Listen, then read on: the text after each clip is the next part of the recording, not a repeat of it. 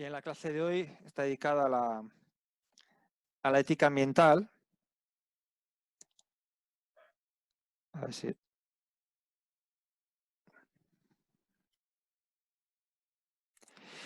Y antes de adentrarme en las diferentes éticas que... yo me supongo que este cuadro lo conocéis, ¿no? Que está sacado del texto de Manfred Machneff, Los fundamentos de la transdisciplina. Supongo que el texto lo conocéis, ¿no? ¿O no lo conocéis? No, ya lo voy a enviar por correo electrónico porque es un texto realmente maravilloso donde explica la transdisciplina. ¿Y qué tiene que ver la transdisciplina con la ética ambiental? Pues todo, porque la parte más importante de la transdisciplina, al menos como lo veía Manfred Machneff, es el nivel valórico, que es ahí donde está principalmente la ética, ¿no? Y entonces, en todo proyecto de investigación que tenga una metodología transdisciplinaria, la fundamentación de dicha investigación va a estar en este nivel, en nivel valórico. ¿Por qué yo hago esta investigación? Pues la hago en función de una serie de valores, porque quiero contribuir con la sociedad, por el principio de responsabilidad. Eso ya viene cada uno de la estrategia. Pero la dimensión ética es la parte más importante o es la parte que fundamenta toda investigación y que rige lo que es los otros niveles, el nivel normativo, que tiene que ver, igual en la mayoría de vuestros proyectos de investigación, con la planificación, el nivel propositivo, donde ahí está la parte más, igual más técnica, de cómo llevar a cabo lo que es la vuestra investigación, y luego la parte más conceptual, ¿no? Que tiene que ver con las disciplinas por las cuales vosotros vais a utilizar a la hora de construir vuestro marco teórico y a la hora también de trabajar en vuestros proyectos de investigación. Entonces, este es un esquema y es un esquema jerárquico, ¿sí? Que la parte más importante no es la parte del conocimiento o la parte disciplinar, en este caso multidisciplinar porque hay una combinación de diferentes disciplinas, sino que es la parte valórica, es la que fundamenta y sustenta lo que es todo proyecto de investigación. Esto dentro de vuestros proyectos formaría parte de la parte metodológica, en nuestros tres primeros niveles, nivel propositivo, normativo y valórico, y la parte más bien de marco teórico, que sería la parte conceptual o multidisciplinar, ¿no? O sea, las diferentes disciplinas que van a estar presentes en una investigación. Entonces, esto me parece fundamental entender esto porque lo que es desde posiciones muy neopositivistas o positivistas o también muy cientificistas, la parte ética, la parte valórica es la parte... Sí, Jean-Paul. Sí, no, pero era para cuando terminara la idea, ¿no? Así, para no cortarle el tema. No pasa nada. Sí, lo puedo retomar, no hay problema. Tengo varias preguntas. Una, este cuadro, bueno, no he leído ese texto todavía, este cuadro, las relaciones que muestra, ¿es simplemente para mostrar que hay muchas relaciones o estas cree que son las relaciones? O sea, no se puede, por ejemplo... No, esto es abierto, es decir, esto es un ejemplo. Las relaciones las va construyendo el investigador. Claro. Sí, pero... sí. Lo otro es por el nivel valórico. En otra clase, no me acuerdo exactamente quién, preguntaba entre la diferencia entre moral y ética. Ya, Que eso yo lo vamos a ver. Lo vamos a ver a continuación. Sí que esto lo explico ya. Es decir, la ética es una disciplina de la filosofía. Yo cuando cursé la carrera de filosofía, todo un año tuvimos la asignatura ética.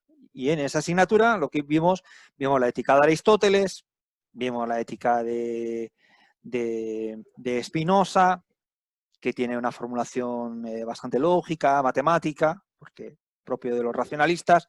Vimos la ética de Nietzsche, vimos diferentes éticas, ¿no? Entonces, la ética es una disciplina de la filosofía. Bien, ese tiene un sentido bien general. Y la moral hace referencia a los valores, al conjunto de valores o principios que una persona o un colectivo tiene. Entonces, yo puedo decir, esa persona es una persona inmoral. Cuando yo digo que una persona es inmoral, evidentemente la referencia moral es la mía. Entonces, es inmoral con respecto a mi moral, a mis valores. Por ejemplo, si vemos que una persona está caminando desnuda por la calle, ese es un inmoral, ¿cómo se atreve a ir desnudo por la calle? Porque dentro de mis valores pienso que lo correcto es andar con ropa por la calle. Y según qué cultura, con unas ropas determinadas. Entonces, entre los individuos, entre las comunidades, entre las culturas, lo que chocan son los valores. Entonces, hay personas que valoran más la naturaleza y hay culturas donde la naturaleza, pues el único valor que tiene es el valor que yo le puedo sacar a los productos de la naturaleza. Entonces, la moral aglutina esos valores, esos principios. Ahora, si yo reflexiono acerca de esos valores o acerca de los valores del otro, es más fácil siempre pensar sobre los valores del otro porque nosotros pensamos que nuestros valores tienen un carácter universal, ¿no? Pero cuando yo reflexiono acerca de mis valores o de los valores del otro, yo ahí estoy filosofando, estoy reflexionando. Y eso es propio de la ética. Es decir, la ética implica reflexión. Es decir, todos tenemos una moral determinada. La podemos explicitar. Cuando yo explicito esa moral, ahí estoy entrando en la dimensión de la ética. Entonces, no todo el mundo tiene una ética. Por eso, pues, Aristóteles creó su ética. Spinoza creó la suya. Santo Tomás plagió gran parte de la ética de Aristóteles. Entonces, la ética es una disciplina de la filosofía e implica una reflexión. Todos tenemos valores, todos tenemos moral, pero no todos tenemos ética. Tenemos ética aquellos que han sido capaces de explicitar su moral. Por lo tanto, se suele decir que la ética es una especie como de metadiscurso de la moral. Está en un plano discursivo por encima de la moral. Bien, esto es una definición general. Ahora bien, si nosotros vamos revisando la historia de la filosofía, sobre todo la filosofía occidental, vamos a encontrar que cada filósofo va a definir la ética y la moral de maneras muy diferentes. Por lo tanto, no hay una única definición de ética ni una única definición de moral. De hecho, hay filósofos como Fernando Savater, que es uno de los grandes pensadores especializados en ética, precisamente, donde para él no hay mucha diferencia entre ética y moral. Casi las trata como sinónimos. Eso es el caso de Fernando Savater. Hay otros que dicen, bueno, la ética tiene que ver más bien con el discurso general, mientras que la moral tiene que ver con los discursos o con las reflexiones individuales.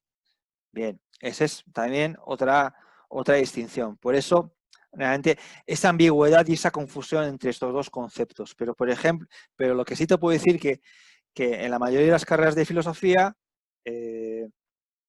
está la asignatura de ética, no está la asignatura de moral.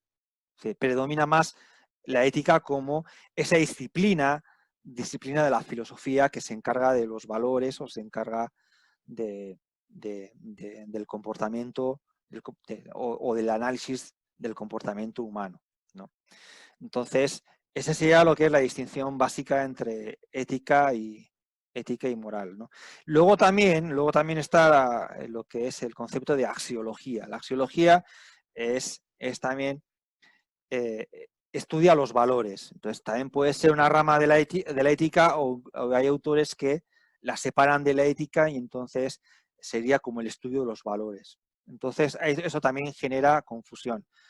Pero lo que sí, personas que le dan más importancia a los valores, pues van a definir lo que es el área de estudio como la axiología. Y luego tienes lo que es las diferentes éticas, ¿no? Conocemos la ética del periodista, la ética del médico, la ética de los abogados, ¿no? Y esos ya son éticas disciplinares, que también son denominadas códigos deontológicos, que eso luego lo vamos a ver, que viene de Kant, y entonces esas éticas que están estrictamente restringidas a una profesión, también se los llama códigos deontológicos o éticas disciplinares. Pero es un concepto que es bastante ambiguo y no vas a encontrar un consenso del ámbito de la filosofía, porque cada filósofo lo va a definir desde su punto de vista. Bien. Entonces, aquí aparece ética como valores, ética, filosofía, pero queda claro, sería el nivel valórico, ¿no? Luego, todas estas relaciones uno las va tejiendo. O sea, igual en vuestro proyecto de investigación, pues en vez de ética, pues va a tener una dimensión más filosófica, porque va a haber cuestiones también de estética, va a haber cuestiones igual epistemológicas, ontológicas. Y luego, pues aquí, pues igual la parte jurídica, pues igual no va a formar parte de vuestro proyecto de investigación. Y a nivel propositivo, pues eso va a depender también de vuestro enfoque, ¿no? Pues algunos sois arquitectos, pues aquí va a entrar en la parte propositiva, ¿no? Más práctica, o si sois ingenieros, o si sois ingenieros agrónomos, o si sois del ámbito de la comunicación, también iría aquí, ¿no? Y aquí serían lo que es las disciplinas o marcos teóricos a partir de los cuales luego configuran lo que es el plano teórico, ¿no? El plano conceptual. El plano conceptual, propositivo, normativo y valórico. Pero en lo que es dentro de la metodología transdisciplinar, la parte ética sería, la parte valórica sería la más importante, ¿no? Y esto choca con las epistemologías más positivistas o neopositivistas, en las que consideraban que la ética era un discurso no válido, contradictorio, y por lo tanto no era importante. Entonces, que lo importante era el conocimiento, la producción de conocimiento, y que ese conocimiento, a ser científico, era objetivo. Hoy en día sabemos que eso es una falacia. Es una falacia que no tiene sentido porque realmente si la ciencia no tiene ética, es una ciencia ciega. Entonces, y además cuestionable. Yo creo que no es lo mismo crear una patente para salvar vidas que para matar vidas. No es lo mismo. Entonces, los valores. Sí, Jean-Paul. Como que el pensamiento contrario a esto, aunque no sea correcto, sería que uno pudiese separar por ejemplo, no sé, lo práctico en la, no sé, arquitectura, sin considerar que por detrás hay una filosofía, ciertos valores o una ética que la sustenta. Como eso sería Claro, como eso lo es. que opinan los otros. Siempre hay una ética que lo sustenta. Lo que sucede que tú la puedes ignorar o la puedes explicitar. Dentro de la metodología transdisciplinaria se explicita esta ética, o se explicitan los valores, los principios morales, se explicitan. ¿Y dónde se explicitan? En la fundamentación de la investigación. Es decir, ¿yo por qué voy a hacer esta investigación? Uno puede decir, bueno, yo la voy a hacer porque voy a contribuir con el conocimiento. Bien, eso ya es un valor. Figúrense, cuando la NASA, para justificar de cara a la sociedad la millonada que se gastó para la construcción de ese telescopio y sobre todo para arreglar la lente que se les deformó y tuvieron que gastarse una millonada para poder arreglar la lente porque si no, no servía para nada, pues luego tuvieron que justificar todo ese gasto. Incluso hasta las agencias más científicas que están en este planeta, al final tienen que justificar su investigación. Y entonces, en esa justificación nosotros vamos a encontrar qué es lo que se valora en esa justificación. En ese caso era el conocimiento, ¿no? Es decir, para ellos es súper importante tener un telescopio en el espacio porque el conocimiento que nos va a brindar ese telescopio es inmenso. Pero habrá personas que dirán, bueno, sí, pero habiendo necesidades en este planeta, como puede ser lo que es, o problemas en este planeta, como es el hambre, pues me parece que gastar todo ese dinero es un despropósito. Entonces, desde una perspectiva positivista, es muy útil dejar de lado el plano valórico o el plano ético, porque de esa manera puedes justificar cualquier tipo de investigación, hasta la creación de bombas que puedan destruir este planeta, que es algo que me parece Me parece algo absolutamente irracional, ¿no? Y entonces el positivismo lo que hace es como dejar la conciencia de un lado. O sea, yo solo hago ciencia. Entonces la parte valórica la dejo de lado porque eso me molesta y entonces me puede crear problemas de conciencia. Pero lo que es la metodología transdisciplinar es una metodología que tiene un compromiso con la sociedad evidente y explícito. Por eso la parte más importante es la parte ética. Entonces, esto más que nada era un apunte, porque os puede ser útil a la hora de diseñar vuestros futuros proyectos de investigación, ¿no? Que ¿dónde iría la dimensión ética? Sobre todo iría en la fundamentación. Es decir, que ahí sería la explicación de por qué realmente vosotros queréis hacer ese proyecto de investigación, ¿no? Y eso lo tenéis que reflexionar cada uno porque va a ir va a ir variando en función de los diferentes proyectos. Bien, esto ya respondí a la pregunta de Jean-Paul. ¿A qué responde la ética? Pues también, como he dicho al principio, hay muchas éticas, cada filósofo tiene su ética, pero básicamente hay como tres grandes corrientes dentro de la ética, responden a estas tres preguntas. ¿Qué debemos de hacer? Que sería una propuesta, una ética deontológica, una ética kantiana, racional, que gira en torno al deber. ¿Qué acto es bueno? ¿Qué es malo? ¿Está bien ir desnudo por la calle o está mal? ¿Está bien consumir harinas súper refinadas o está mal? Y luego esa sería la ética más aristotélica, clásica, que gira en torno al bien y al mal, a lo bueno, a lo malo. Y luego está la ética utilitarista. ¿Sirve o no sirve? ¿No? O sea, a mí me acuerdo cuando yo empecé a estudiar filosofía me preguntaban, pero ¿para qué sirve la filosofía? ¿Un filósofo de qué trabaja? ¿No? Entonces, también son formas de ver la sociedad, formas también de reflexionar, pero que marcan también lo que es los juicios, ¿no? Entonces, nosotros vivimos en una sociedad muy utilitarista. Entonces, por eso a nuestros hijos los enviamos a que estudien carreras que les van a servir, ¿no? Como puede ser la ingeniería o la arquitectura o la medicina. Igual otro tipo de carreras que son más teóricas, pues son como, pues no se le, si no se le ve la utilidad, pues como que están más cuestionadas, ¿no? Y haciendo un repaso, es decir, la ética es una disciplina filosófica y sobre todo reflexiva. Es decir, allí donde hay reflexión acerca de la moral, estamos en un ámbito ético. Bien, y aquí tenemos las tres grandes corrientes de la ética, aunque como he indicado antes, cada filósofo va a tener su propia filosofía.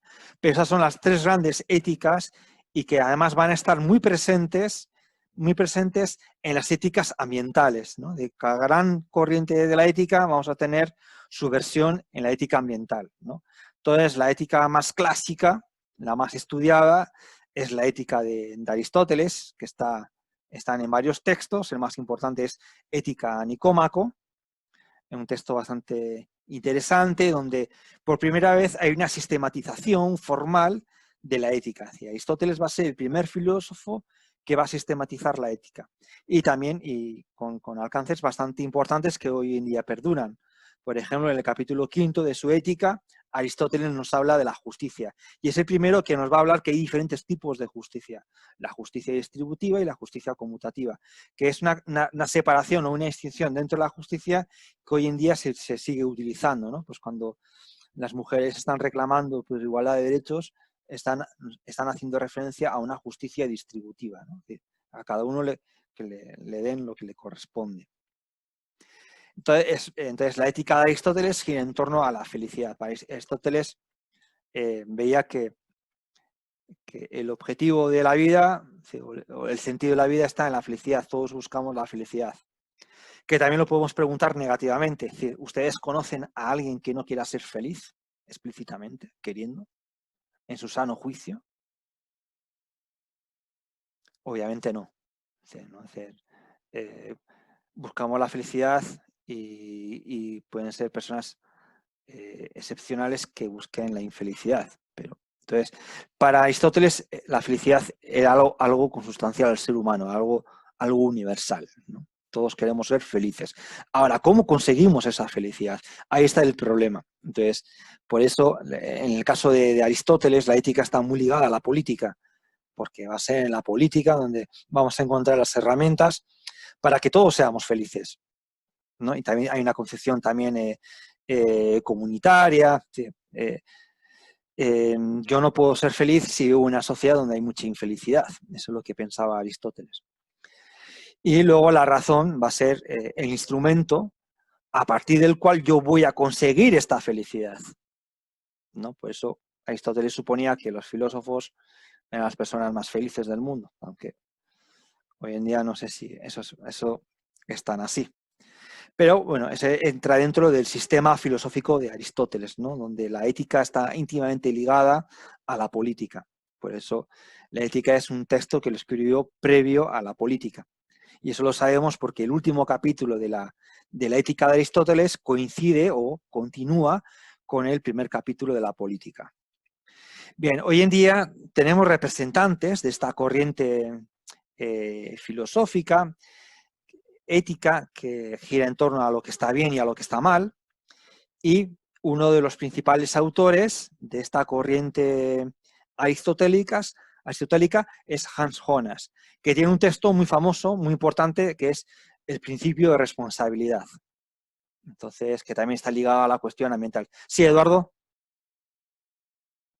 Profe, ¿el planteamiento de Max Neff también estaría más ligado a esta área de la ética? ¿A Aristóteles? Lo pregunto porque creo que un profesor también nos mencionó que era como también ligado hacia este espacio. Puede ser, sí, porque hombre, eso lo podemos deducir, ¿no? O podemos intuir. Utilitarista, no. Eso lo podemos descartar. Y la kantiana también, porque esa está muy vinculada hoy en día actualmente al ámbito jurídico, ¿no? y racional.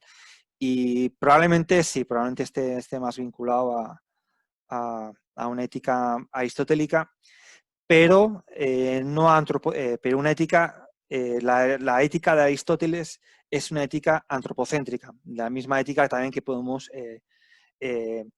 deducir del Laudato Si, también es antropocéntrica. Manfred no estaría dentro de una ética antropocéntrica. Y a mí, al menos en algunas conversaciones, me comentaba que él proponía una ética biocéntrica, ¿no? Entonces, puede ser una ética aristotélica en el sentido de bien y el mal, pero extendida también a lo que es a todo lo vivo. Por eso no pongo aquí. Y luego eso lo vamos a ver más adelante, ¿no? Que hay otro tipo de éticas. Aquí lo que estamos viendo es lo que es las tres grandes corrientes éticas y cómo esas tres grandes corrientes éticas están vinculadas con éticas actuales y que están relacionadas con lo ambiental, ¿no? En el caso de la ética aristotélica, toda la ética cristiana es aristotélica. Si uno lea algunas partes de la Suma Teológica, vemos que hay citas literales, están en latín, pero citas literales de la ética de Aristóteles. Es decir, que en este caso Tomás de Aquino no fue muy original a la hora de desarrollar la ética. Y la Suma Teológica pues, es uno de los grandes textos de la Iglesia Católica que configura el catecismo y la forma de concebir la ética dentro del cristianismo. Por eso el Laudato Si estaría dentro de esa corriente aristotélica. Y el texto de Hans Jonas, donde uno de sus textos más famosos es el principio de responsabilidad, que tiene también mucha influencia, sobre todo en el plano jurídico, ¿no? La responsabilidad, el concepto de responsabilidad. Luego la otra gran ética, que es la ética de Kant. Kant va a crear va a desarrollar la ética deontológica, que es la ética deontológica, es la ética que gira en torno al deber, es una ética también racionalista, y que gira en torno a si la ética de Aristóteles gira en torno a la razón, en el caso de Kant gira en torno a la intencionalidad. Y entonces es una ética que se deriva también de su gran obra epistemológica, La crítica a la razón pura, y Kant desarrolló su ética en varios textos, en la crítica de la razón práctica, fundamentos de la metafísica y algunos otros textos más igual más vinculados con el plano jurídico. Toda la cuestión, por ejemplo, de todas las leyes ambientales tienen un corte deontológico, porque nos hablan del deber, qué es lo que debe realizar el ciudadano, que es, ¿no? Entonces, está muy presente en el ámbito jurídico, porque son leyes, sobre todo sobre concepciones positivistas de las leyes, es decir, leyes que son creadas por el ser humano, y esas leyes creadas por el ser humano son creadas por lo que es por la razón. Entonces, todas las leyes ambientales tienen un sesgo deontológico kantiano, y es porque Kant tiene una influencia muy fuerte en lo que es en la reflexión jurídica. Y luego la otra gran corriente, que es una de las corrientes que más predomina en nuestra sociedad, es la ética utilitarista. Entonces, aquí lo que se reflexiona es si es útil o no es útil. Entonces, y luego también hay una maximización de la felicidad. Entonces, al igual que en Aristóteles se busca la felicidad, pero no la felicidad del 100%, sino la felicidad de la mayoría. Entonces, también por eso es una ética muy presente en nuestros días, porque es la que caracteriza a la política actual. Es decir, los políticos actuales giran en torno a lo que es a los votos. Entonces, lo que buscan es acciones que les den votos. Entonces, por eso la mayoría es un referente a la hora de concebir lo que se debe hacer o lo que se hace o lo que no se hace, ¿no? En el ámbito ambiental, dentro de la ética ambiental, tenemos a Peter Singer, que es un filósofo alemán, que es el filósofo que más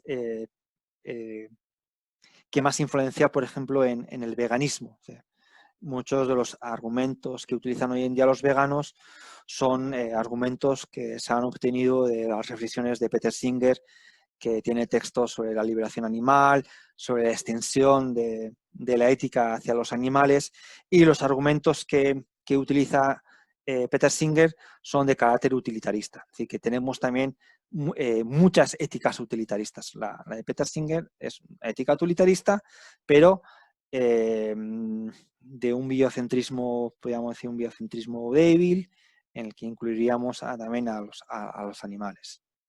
Bien, ¿ha quedado claro más o menos estas tres grandes corrientes de la ética? Sí. Entonces, seguimos hacia adelante. Bien, volvemos al esquema a este eje cartesiano, donde tenemos por un lado tendríamos en el plano inferior tendríamos las éticas antropocéntricas. En el lado derecho sería un antropocentrismo fuerte, y en el lado izquierdo tendríamos un antropocentrismo más débil, vinculado al ecosocialismo, al ecomarxismo, ese tipo de propuestas. Y arriba tendríamos lo que es biocentrismo débil, en la plana derecha. Acordar que en esta cuadratura estarían pues muchas ONGs que quieren salvar las ballenas, grupos proteccionistas, y en el lado izquierdo tendríamos un ecocentrismo fuerte o un biocentrismo también fuerte. Entonces, aquí ya vamos a entrar lo que es también con la complejidad conceptual, porque por ejemplo, la ecología profunda nos habla de biocentrismo. Hay juristas que hablan del paradigma ambiental, nos hablarían de geocentrismo, ¿no? Y hay otras propuestas en las que nos hablan de propuestas ecocéntricas. Diferencia entre biocentrismo, geocentrismo y ecocentrismo va a ir en función de la referencia. Es decir, si nuestra referencia es la vida, entonces vamos a proponer una ética de carácter biocéntrica, como lo hace, por ejemplo, la ecología profunda. En el ámbito jurídico yo he encontrado este concepto de geocentrismo. Entonces, pues nos proponen un cambio de paradigma, pero que sea geocéntrico, que gire en torno a lo que es al planeta. Y el ecocentrismo, pues, tiene que ver más bien con esa concepción de los ecosistemas, ¿no? Que hay que defender los ecosistemas, y los ecosistemas tienen elementos tanto bióticos como abióticos, ¿no? Sí, por ejemplo, una montaña, un río, pues serían elementos abióticos, pero que son necesarios también, pues, para proteger, para la protección ambiental, ¿no? Entonces, y luego también, también se complejiza porque hay que ver también qué es lo que consideramos vida, ¿no? Por ejemplo, en la concepción biocéntrica, para algunas personas de la ecología profunda, las montañas están vivas, los ríos están vivos, con lo cual ahí estaríamos casi confundiéndonos con concepciones también de carácter ecocéntrico. Entonces, hay personas que se posicionan con mucha claridad con alguna de esas concepciones, pero si profundizamos vemos que no son tan diferentes. Hay autores que se diferencian, hay autores que no aceptan el concepto de ecocentrismo, de la manera que hay autores que no aceptan el concepto de biocentrismo. Pero yo creo que en el fondo, lo interesante, que son posturas que al menos rompen con la concepción antropocéntrica. ¿Sí, Jean-Paul? Sí, en el geocentrismo no estaba intentando pensar como en un ejemplo, y se me ocurre quizás el indicador de huella ecológica que considera como el terreno y todos sus recursos que debería tener cada persona para que no consumamos todos los recursos de la tierra y se puedan renovar. Entonces quizás como eso, Sí. como de Podría la ser. capacidad. Podría ser, pero no sé si la gente o los autores, que al menos las personas que se posicionan o que tratan el tema de la huella ecológica, la huella del agua, se identificarían con este concepto. Por eso hablo de la complejidad conceptual. Yo la encontré en lo que es en un jurista argentino, que nos habla de, él viene a proponer que el ámbito jurídico, que hoy en día gira en torno a la Constitución, a los principios y valores que rigen una Constitución, que deberían de regir bajo un paradigma ambiental, y este paradigma ambiental tendría, según él, tendría un carácter geocéntrico. O sea, yo, el único lugar donde lo he encontrado es en el plano jurídico. O sea, de la misma manera que en el plano de ingeniería ambiental, agrónomos, el concepto de ecocentrismo es mucho más presente. Y en el concepto de biocentrismo lo vamos a encontrar con mucha presencia en el ámbito filosófico, ¿no? sobre todo en la ecología profunda. Entonces, hay una carga bien, hay una marca bien disciplinar en esos conceptos, pero vuelvo a decir lo mismo, que si uno empieza a profundizar, uno se da cuenta de que hay muchos elementos comunes, y al final, al cabo, este tipo de discusiones son conceptuales y tampoco, personalmente, a mí no me llevan a ningún lugar. O sea, no, yo personalmente, mi postura personal es que son prácticamente sinónimos, porque si hablamos de biocentrismo, decir, ¿qué entendemos por vida? Y eso es problemático. Para muchas personas las montañas están vivas. Entonces sería lo mismo que ecocentrismo, ¿no? Pero bueno, lo que sí es importante es que al menos no son éticas, serían extensivas en un plano que ya no es cuestión, por ejemplo, como el biocentrismo débil, de que las mascotas tengan derechos, ¿no? Tengan derechos, ¿no? Que es algo que ya se empezaba a discutir en lo que es en el primer mundo. En este caso, lo que es la extensión ética es mucho más amplia que las meras mascotas. ¿Sí, Jean-Paul? No, Daisy por acá. Ah, ¿quién quiere hablar? Daisy. Ah, Daisy, habla Daisy. Que leí en el texto el concepto de patocentrismo. ¿A qué se refiere eso? El concepto de pathos es una palabra griega, pero que vendría a estar también vinculado también a una concepción también ecocentrismo, pero en referencia a lo que es al pathos, ¿no? Ethos es carácter, pathos sería también algo parecido, en el sentido del cuidado, ¿no? Del cuidado de sería una especie, lo podría interpretar como una ética del cuidado, pero esa ética del cuidado también puede estar en todos estos 4 niveles. Es decir, pero habría que profundizar realmente cuando una persona habla de pazocentrismo a qué exactamente se está refiriendo. Así, conceptualmente es un concepto muy amplio, como el mismo concepto de ética. ¿En qué texto lo has leído, ese pazocentrismo? En uno de los que mandó, no recuerdo bien cuál de los dos, tendría que buscarlo y le aviso. Ya, perfecto. Eso habría que ver luego y luego habría que buscar la fuente para ver exactamente a qué se están refiriendo. Ya, gracias. Bien. Bien, entonces aquí para mí la principal distinción entre las éticas está entre las éticas antropocéntricas, que giran en torno al ser humano. Las ecofeministas nos dirían que la mayoría de estas éticas antropocéntricas además son androcéntricas, que giran en torno al hombre, dejando de lado a la mujer. Pero las no antropocéntricas son las que serían unas éticas mucho más extensas.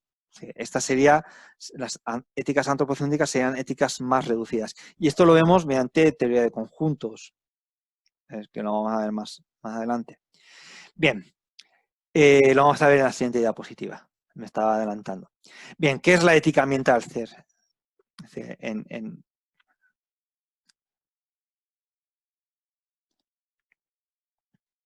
Aquí estamos hemos estado hablando de la ética en general y con sus implicaciones en las éticas ambientales que hay hoy en día. Pero no hemos dicho nada que es la ética ambiental. Entonces, la ética ambiental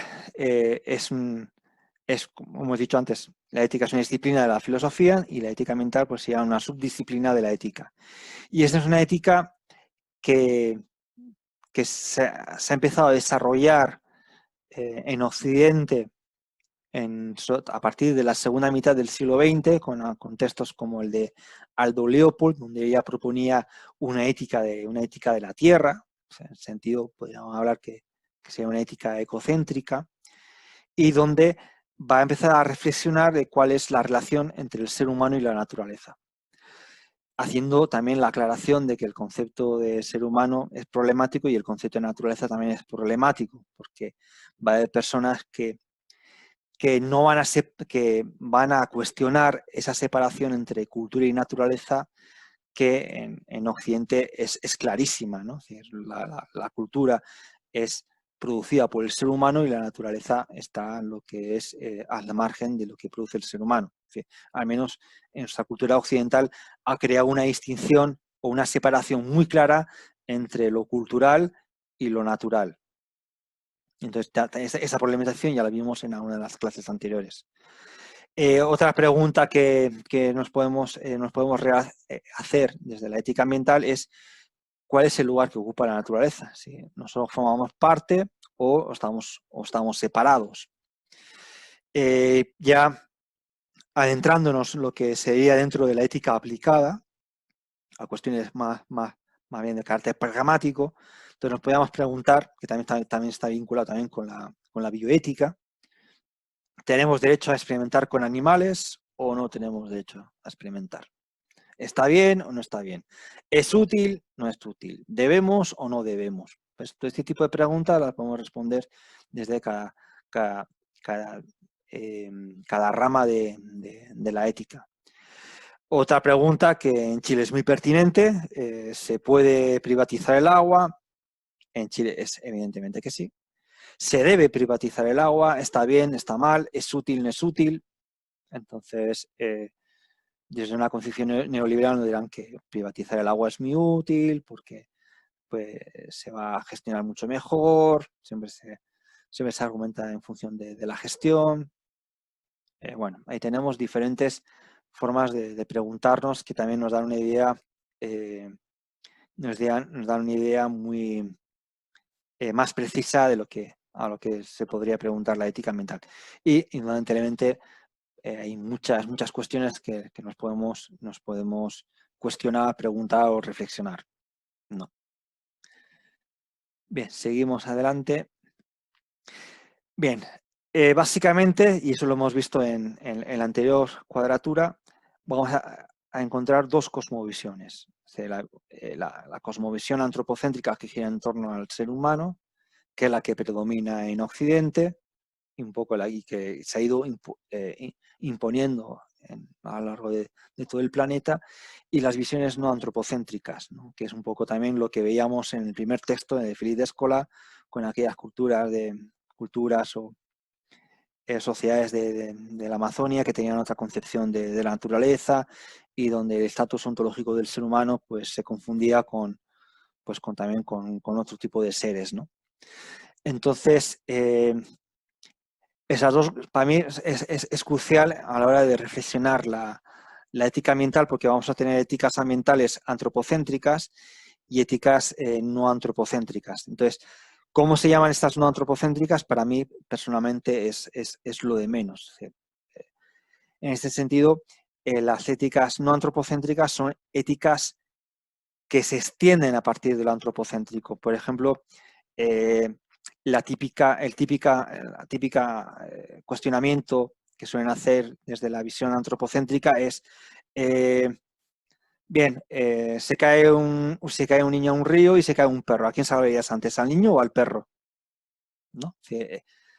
Esto desde un punto de vista argumentativo sería un falso dilema, porque realmente lo que es obvio es que nosotros, independientemente de la visión en la que estemos, pues probablemente salvemos a la persona, ¿no? Antes que al perro, ¿no? Y eso que salvemos a una persona antes que un perro, eso no quiere decir que nosotros necesariamente seamos antropocéntricos, sino que también es una cuestión también con la cual una persona con qué más se identifica. Ahora, si una persona está muy identificada con su perro y la otra persona que se cae al río no la conoce, pues igual salva al perro, independientemente también si es una visión antropocéntrica o no antropocéntrica, ¿no? Entonces, pero esto es interesante, lo de señalar estas dos cosmovisiones, porque muchas discusiones que tienen que ver con las éticas ambientales caen en ese tipo de falacias, ¿no? O razonamientos que no son coherentes, o que no responden a lo que es a una buena racionalidad o un buen uso de la razón, ¿no? Entonces, que nosotros tengamos una visión antropocéntrica no quiere decir que el ser humano pierda valor, que esta es una de las grandes confusiones de autores que reflexionan desde una visión antropocéntrica. Es decir, lo no antropocéntrico no le quita valor al humano. Es decir, lo humano tiene el mismo valor. Lo que sí le añade la visión no antropocéntrica es que la naturaleza también tiene valor. No, por eso, ya desde una perspectiva más filosófica, más fina, se habla de los valores intrínsecos, ¿no? Entonces, el ser humano tiene un valor por sí mismo. Eso se llama valor intrínseco. Entonces, desde éticas ambientales se postula de que la naturaleza también tiene un valor intrínseco. O la vida de los perros, la vida de los animales también tiene un valor intrínseco. Es decir, que yo no tengo por qué razonar, no tengo por qué dar ningún tipo de explicación para decir que los animales tienen un valor, tienen el mismo derecho a la vida que el que tengo yo. Y eso también es una cuestión también... ¿Aquí? Sí. Sí, Freddy. Disculpa que te interrumpa, que No. no sé, como estaba escuchando y justo ahora por otro ramo, por el mundo contemporáneo, estaba leyendo como crítica al final a Singer, en el fondo como crítica desde el utilitarismo, ¿no? Sí. Antropocéntrico. Y claro, y habían cosas que igual tenían mucho sentido, ¿no? Como por ejemplo el tema de cómo argumentar moralmente, por ejemplo, la necesidad de matar a una especie que no es de un lugar, que no es endémica, para poder en el fondo mantener el ecosistema de ese lugar. Y era como, oh, claro, como que en el fondo era como bien, porque de partida, como quizás como, claro, yo puedo pensar como, no, sí, como los biocéntricos es mejor, pero cuando se exponen a estos dilemas, igual es como, wow, como de animales, que algo que ocurre, ¿no? Programas de matanza de animales para poder mantener un ecosistema, es como, es complejo así, ¿no? Tan complejo que además la matanza igual de una especie que no sea endémica de un lugar, la puedes argumentar desde una ética tanto antropocéntrica como no antropocéntrica. Sí, porque sí, no pensemos que yo tenga una ética, que yo me posicione en ética no antropocéntrica, no quiere decir que yo no mate animales, pero una cosa es matar a un animal porque lo voy a matar para comer, y otra cosa que lo que Peter Singer va a cuestionar es, por ejemplo, lo que es los grandes mataderos de carne vacuna que hay en Argentina, que hay en Brasil, que hay en Estados Unidos, donde tienes miles y miles de reses en lugares muy, muy confinados, y que eso genera un montón de problemas, la crueldad con la que se los mata para producir carne, que en realidad son fábricas de carne, tenemos fábricas de pollo, fábricas de leche, ¿no? Entonces, y eso se puede cuestionar tanto desde una ética tanto antropocéntrica como no antropocéntrica. Por eso hay dilemas que son complejos, que no tienen fácil solución, y sobre todo las perspectivas por las cuales se pueden abordar esos dilemas o esos problemas pues son casi infinitos. Ahí se acrecenta la complejidad. Peter Singer no es antropocéntrico. Realmente yo creo que es uno de los pensadores que le ha dado un fundamento al veganismo, y además él es vegano, y es vegano lo que es, y ha llegado ahí al veganismo por lo que es una opción ética, ¿no? Claro, igual la crítica iba en torno a, porque Peter Singer lo que hace de alguna forma es como ampliar su círculo de consideración moral. Eso es, ¿no? Entonces, al ampliar el círculo de consideración moral, decían como ya, entonces también los animales, ese animal que hay que matar es sujeto de derecho también. Es un ¿no? sujeto de derecho. Como, sí. claro, Es un sujeto. se transformaba... Eso es un sujeto digno. Entonces, habla mal de nuestra especie, realmente la vinculación que tenemos nosotros con otro tipo de especies, porque la justificación es, bueno, como son seres inferiores, pues bueno, pues entonces no hay ningún problema de que yo pueda matar lo que es una vaca para poder comer. Pero imagínate que en el siglo XVI eso pensaban los colonos con respecto a los pueblos originarios. Pensaban que los pueblos originarios no eran sujetos de derecho, y que además no eran considerados como seres humanos. Por lo tanto, matar a un indígena pues no era ningún delito, y no implicaba ningún mal. Era como matar a un animal, matar a una mosca, matar a un mosquito, ¿no? Entonces, es interesante cómo también a lo largo del tiempo las exigencias morales han ido aumentando, o sea, a medida también que ha ido aumentando también la sensibilidad, la conciencia también, dirían algunos, ¿no? Antes había puesto una imagen que nadie me ha preguntado, que es esta, ¿no? Es decir, estoy hablando de ética ambiental, y ¿por qué hay unos extraterrestres? Nadie me ha preguntado. Generalmente lo pongo para provocar, ¿no? Para ver si están despiertos, o están ahí tomando el mate, o están en babia, ¿no? Bien, pues nosotros, ¿cuál es la justificación por la cual nosotros podemos matar perros, podemos matar gatos, podemos matar pájaros, podemos matar vacas para comer, podemos tener granjas de gallinas, ¿no? ¿Por qué? Pues precisamente porque nosotros consideramos que somos la culminación de la evolución de la vida en este planeta, somos una especie superior, y eso parece que nos da derecho a que nosotros podamos tener fábricas de carne, de leche y de huevos, ¿no? Por alguna manera. Pero ¿qué sucedería si, por ejemplo, qué sucedería esto en un caso hipotético, como un experimento mental, si realmente ahora tuviésemos un contacto con una raza muy superior a la nuestra? Ahora nosotros estaríamos en el mismo lugar que los animales, porque igual para una especie extraterrestre que esté mucho más desarrollada con nosotros, igual para ellos no habría mucha diferencia entre un ser humano y un chimpancé. Al fin y al cabo, genéticamente compartimos el 99%, creo, de la carga genética con los chimpancés. Sí. Tenemos, entonces no habría mucha diferencia. Y podríamos ser tan brutos para ellos como los chimpancés. Igual seríamos un poco más inteligentes que los chimpancés, pero de la misma manera que nosotros establecemos que hay perros más inteligentes que otros, que los delfines son unos animales también muy inteligentes, pero aún así cazamos delfines, cazamos ballenas, aún reconociendo ¿Profe? que tienen cierta inteligencia. ¿Sí? Me estoy acordando que el otro día un compañero que estudia ciencia política nos comentaba que dentro de los de las conversaciones que están teniendo actualmente, hay conversaciones en relación a qué se haría si es que hubiera vida inteligente y se pudieran relacionar los humanos con la vida inteligente. Y era muy interesante porque él decía, imagínate ahora estamos tratando de colonizar otros planetas y cómo tú le vas a explicar a aquellos donde tú vas a llegar o donde tú vas a decir, mira, estamos buscando otros planetas, que somos una especie que destruyó su planeta y va a llegar a otro planeta. ¿Cómo ese otro ser va a reaccionar frente a eso? Es súper interesante porque, claro, imagínate llega un tipo y dice, no, yo destruí el otro lado y vengo a tu espacio. Pucha, sí. Obviamente tenéis que hacer algo al respecto. Sí, eso es lo que sucede en la película Avatar.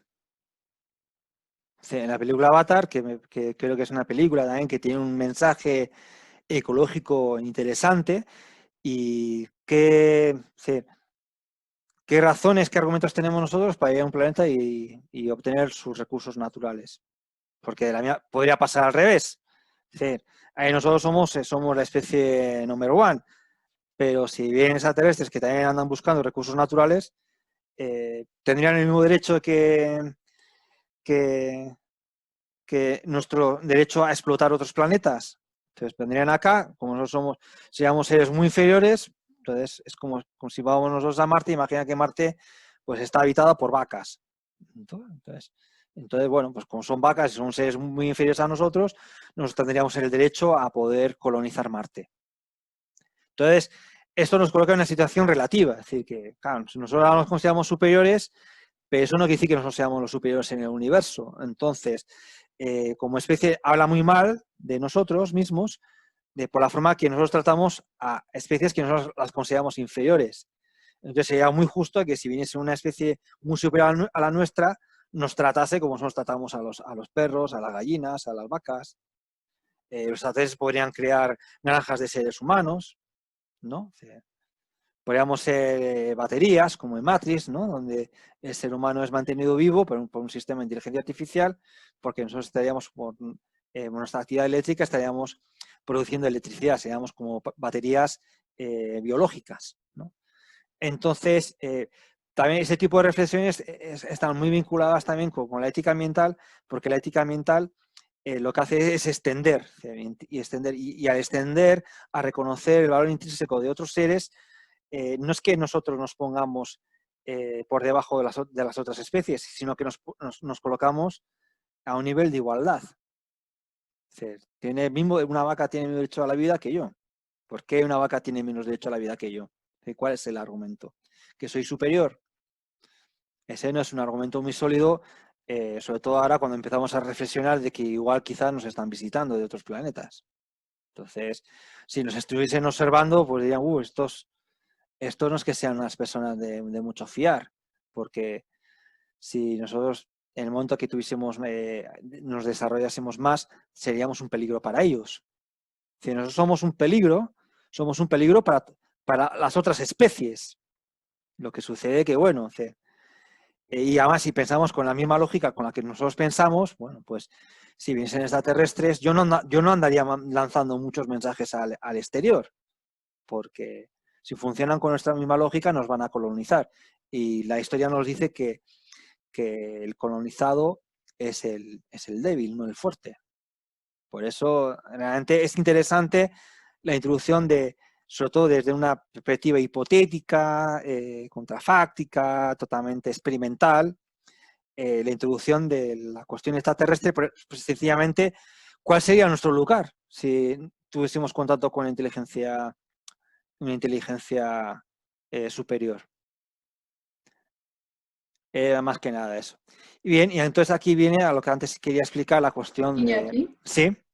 igual es gracioso también cuando nos referimos como qué pasaría si estuviéramos en contacto con una inteligencia superior, asumiendo también que además nosotros somos la inteligencia superior de este planeta, como además atribuimos eso a la existencia de algo en otro y no en este, como que valoramos por completo la inteligencia que tienen otros animales, la inteligencia que tienen otras plantas, la inteligencia que tienen otros seres y que según nosotros, como no podemos medirla, como ni siquiera alcanzamos a dimensionarla, por ejemplo, no sé, hace unos días vi una noticia sobre los colibríes y su forma visual y reconocen muchos más colores, rayos ultravioleta, que por lo menos eso alcanzamos a saber que existe, que hay rayos ultravioleta. Claro. Pero si no, entonces también qué tan limitado estaría, y además aún así creemos que nosotros somos superiores a como los colibríes porque simplemente abarcamos quizá más espacio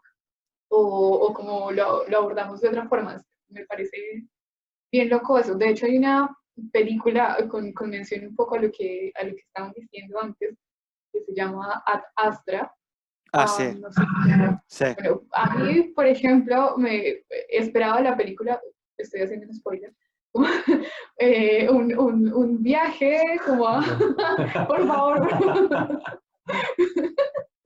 como que esperaba que fuese sobre viajes como de astronomía, como algo relacionado más con otros planetas, y de repente en una parte dicen no sé, aparece en una de las imágenes como un subway en la luna, porque ya los viajes comerciales a la luna eran como súper comunes. Me parecía muy gracioso ver eso, como queremos ir a conocer otros mundos para hacer lo mismo que en este. Sí, sí. Filosóficamente es toda una discusión, bueno, y a nivel científico también. Por ejemplo, los delfines tienen una estructura neurológica mucho más compleja que la del ser humano. Entonces, si nosotros pensamos que a mayor complejidad neuronal implica mayor inteligencia, en ese sentido los delfines serían más inteligentes que nosotros. Entonces, eso de momento no lo sabemos. Lo que sí sabemos es que las conexiones neurológicas de los delfines son más complejas que la de los humanos. Y también sabemos que el lenguaje de los delfines y el de las ballenas es también muy complejo. Nosotros apenas sabemos de qué es lo que quiere decir un delfín. Ahora, nuestras órdenes las aprenden muy rápidamente los delfines, así que parece que en ese sentido igual nos tienen cierta ventaja con respecto a nosotros. Entonces también es muy complejo porque tampoco no sabemos muy bien qué es la inteligencia. A veces la inteligencia se mide mediante un coeficiente, que tampoco nos dice gran cosa. Hay otro, Gardner creo que habla de las inteligencias múltiples. Entonces también un debate porque hablamos de que somos los seres más inteligentes de este planeta, pero tampoco no sabemos muy bien lo que es la inteligencia, con lo cual es un poco absurdo, ¿no? Hay biólogos, sobre todo botánicos, que hablan que también que las plantas piensan, sienten. Entonces también eso también es un tema de cuestionamiento, es un tema de reflexión, que no se tiene muy claro. Se habla que los bosques funcionan como una red de pensamiento. Sí, eso es todo que está en discusión, ¿no? Pero lo que sí es cierto es que bueno, es decir, que nosotros, y eso por ejemplo de Nietzsche, un filósofo que a mí me encanta, lo dejaba bien claro, ¿no? Nosotros pensamos que somos superiores con respecto a los demás seres precisamente por el uso de la razón. Y por eso, esa también era uno de los argumentos por los cuales se justificaba el colonizar nuevas tierras. Y eso lo veían con muy, muy buenos ojos, lo veía Kant, lo veía Hegel, lo veía Marx. Marx veía con muy buenos ojos la colonización. Igual yo creo que en esa medida también estamos como súper poco preparados para admitir e incluso para explorar como esas cosas que se escapan a la razón. Es decir, por ejemplo, cuando se habla de, las plantas están vivas, las montañas están vivas, como que casi parece un argumento mitológico más que un argumento o una forma real de decirlo. O cuando una persona dice, puedo percibir energías, puedo ver los colores de alguien, como desde la psicología y desde muchas ramas, esto se empieza a explicar como, no, es que tus conexiones neuronales están no sé de qué forma, y eso hace que tu cerebro crea esto, más no le apuntan a que eso pueda ser real, como que ni siquiera estamos preparados para poder a darle como, para admitirlo ni siquiera, como que esto siempre, a pesar de que dentro de un discurso se hable también de formas como que salgan del antropocéntrico, Claro. son muy pocas comunidades y más nosotros, como en la forma en que hemos sido educados, quienes tenemos como capacidad de admitir y de explorar eso incluso también en nosotros mismos. Sí, sí. Fíjate el concepto de conciencia. Yo menciono la palabra conciencia y todos más o menos se hacen una idea de lo que estoy hablando. Pero sin embargo, sabemos muy poco de la conciencia. ¿Dónde está? ¿Dónde se sitúa?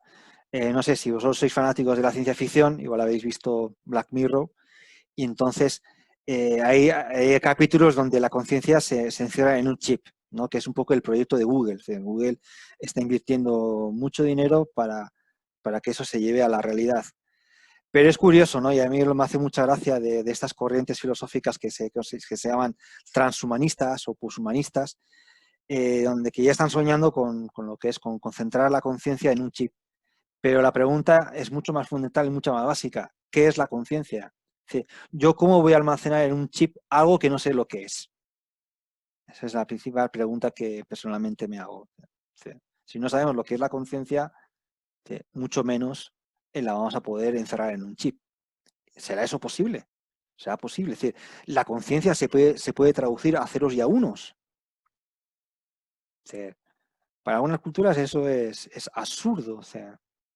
Para algunas culturas eso es absurdo. No, es como no entender nada, ¿no? Pero ese reduccionismo que tenemos, que todo se puede reducir a información, pues es que es un paradigma de conocimiento en el cual funciona la ingeniería genética, ¿no? Entonces, si todo se puede traducir a información, esa información yo la patento y es mío, ¿no? Entonces, yo puedo patentar un organismo vivo porque yo he decodificado la información de ese organismo vivo. Pero ese organismo vivo es solo información. ¿Qué pasa con las relaciones sistémicas de ese organismo vivo? Es decir, ¿qué sería, por ejemplo, qué sería de nosotros si, por ejemplo, de la noche a la mañana desapareciesen todas las abejas del mundo? ¿Cuántos años nos quedarían de vida? Y esto podría pasar, ¿eh? Es decir, a las abejas les podría atacar un virus, o nosotros, o no sé, o con los pesticidas que estamos echando, podemos exterminar a todas las abejas.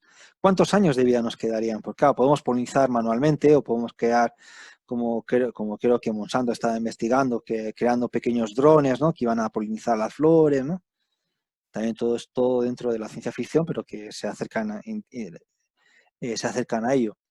¿Cuánto tiempo nos quedaría de vida? Entonces vemos que hay seres que son fundamentales, ¿no? Es decir, que para que por lo menos pueda vivir, y las abejas es un ser que es fundamental. Un ser que es fundamental, que tiene lenguaje, que saben localizar una flora a 10 kilómetros con una danza determinada. Profe, volviendo como a lo que usted me había mencionado, que somos, como que es la razón, o sea, así como eso de la razón lo que nos diferencia con los animales, pero que al final, tal vez a mi parecer, hasta los animales y la naturaleza son más razonables que nosotros, porque al final ellos se organizan de una manera perfectamente que viven, conviven, o sea, cumplen todas sus necesidades sin hacer un daño a su entorno, y al final como que hacen todo perfecto y todo sirve, todo tiene como un fin, ¿cierto? Y todos tienen un objetivo y todos sirven para algo, todos los animales, todas las plantas, como que yo, por ejemplo, en el Laudato sí decía que hasta la maleza sirve para que algo, después de que leí eso no volví a arrancar la maleza del pasto, pero era como que claro, o sea, ella amarra, no sé qué, o sea, todo es tan perfecto que antes nosotros somos los que carecemos de esa razón, porque no hacemos las cosas como deberían ser.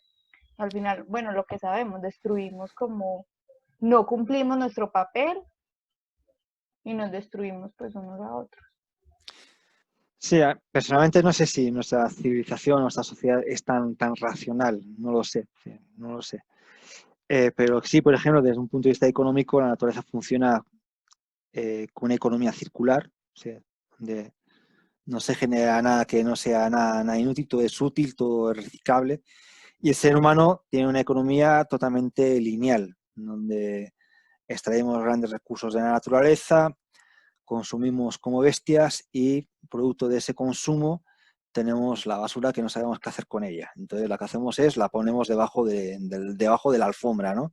Para expresarlo de manera metafórica.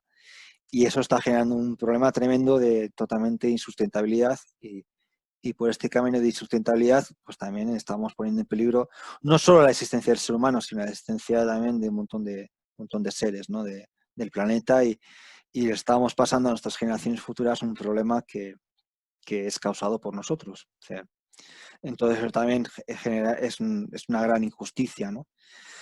Entonces, sí, por eso sí, a veces utilizamos mucho el concepto de razón, racionalidad, pero esta sociedad yo creo que se disfraza de racionalidad, pero Sí, no es muy sensata.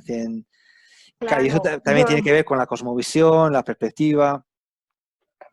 justo leía eso hoy y hoy en Colombia es un día sin IVA en el comercio de 3 que el presidente iba a poner que para reactivar la economía. Y es una polémica hoy porque todas las grandes cadenas están súper llenísimas de gente. O sea, yo digo, o sea, eso es lo que llamamos seres racionales, por Dios. O sea, la gente como salió a comprar hoy y como está lleno todo, y ni siquiera la economía local, los pequeños negocios, no, las grandes cadenas. Claro. O sea, y decíamos, vamos a perder 3 meses de cuarentena o más solamente porque hoy salieron a comprar así locamente. Entonces yo decía, estos son los seres racionales, no, para nada. Sí, eso obedece a una racionalidad instrumental, que es una racionalidad realmente que está muy íntimamente ligada a una ética utilitarista. Es decir, para el sistema, para el mercado, eso es útil. O sea, para el mercado, es decir, un mercado sano es aquel, creo que desde la economía tradicional, es aquel pues, que hay mucho consumo. O sea, el consumo es el leitmotiv de una economía sana. Por eso aquellas economías que más consumen supuestamente son economías sanas. Y esa es la forma con la que se concibe Chile. Chile dice, bueno, ¿cómo? El año pasado se preguntaban todos, pero ¿cómo es posible? Pero si es un país que les va muy bien. Es decir, tienen unos índices macroeconómicos de los mejores de la zona, mejor que Argentina, que Perú, que Paraguay, que Uruguay. Entonces, ¿cómo es posible que la gente salga a la calle a quejarse? ¿Cómo es posible? Precisamente por eso, sí, porque en esa concepción macro de la economía, pues hay muchas cosas que no se ven, muchas cosas que se invisibilizan. ¿Sí? Entonces, supuestamente es una ética utilitarista, ¿sí? Lo mismo que Piñera también se decía, pero ¿sí? ¿Por qué la gente se está quejando? O sea, a mí la mayoría de la población me ha votado, con lo cual los que se están quejando es una minoría. Entonces, ¿por qué vamos a ceder ante lo que dice una minoría? Bueno, pues que en las próximas elecciones se presenten y presenten un proyecto político. Entonces todo esto obedece a lo que es a racionalidades instrumentales, concepciones muy reduccionistas en lo que algo que es muy complejo, algo que es muy complejo lo reducen a tal grado que lo hacen casi como cómico, ¿no? Es como un chiste, ¿no? Si la gente se queja, pues los que se están quejando es una minoría, cuando las cosas no son tan así. Yo no diría que una minoría la que salió el año pasado a las calles en Chile, ¿no? Pero esas son vemos cómo la razón, uno puede argumentar A y puede argumentar no A. Entonces, y eso tiene que ver mucho con los puntos de vista de cada uno, los principios, los valores, y eso es lo que ahí se centran en cuestiones, ¿no? Cuestiones también prácticamente cosmovisionales, hay formas de ver el mundo en lo que prima el dinero y hay otras formas de ver el mundo en lo que, pues más que el dinero, pues es la calidad y una concepción más general, es decir, una concepción más bien de bien común, ¿no? Entonces, aquí chocan los valores más individualistas que se han ido forjando a lo largo de toda la modernidad frente a una concepción más bien del bien común, en la que hay cosas que nos trascienden a nosotros, ¿no? Y la naturaleza es algo que nos trasciende. ¿Sí? Como dice un amigo mío, ¿sí?